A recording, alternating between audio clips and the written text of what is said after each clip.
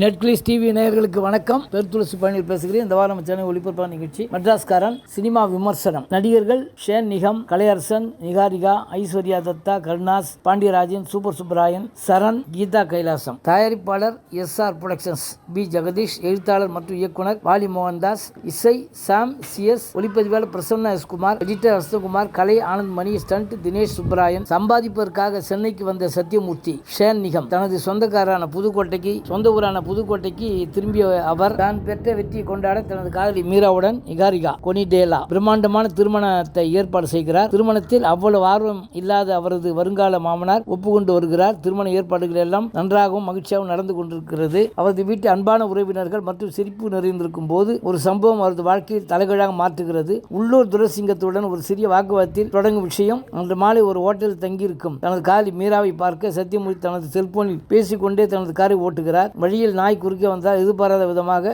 நிறைமாத கர்ப்பிணியான ஐஸ்வர்யா தத்தா மீது காரை மோதி விடுகிறார். அந்த ஊர் மக்கள் சத்யாவை பிடித்துக் கொள்கிறார்கள். விபத்தில் சிக்கியது துரசிங்கத்தின் மனைவி. இந்த சம்பவம் சத்தியமூர்த்தியின் வாழ்க்கையில் ஒரு பெரும் மோதலாக மாறி இருவரையும் மட்டுமல்ல அவர்களை சுற்றியுள்ளவர்களையும் பாதிக்கிறது. பிறகு சத்தியமூர்த்தி மீரா திருமணம் நடந்ததா? கல்யாணி மற்றும் அவரது வயிற்றில் இருக்கும் குழந்தை நிலை என்ன? துரசிங்கம் சத்தியமூர்த்தி மோதல் எங்கே போய் முடிந்தது என்பதே படத்தின் மீதி கதை. கலையரசன் ஆக்ரோஷம், கோபம் மற்றும் விரக்தியை சரியாக சித்தரித்திருக்கிறார். மேலும் துரசிங்கமாக நன்றாக பொருந்துகிறார்.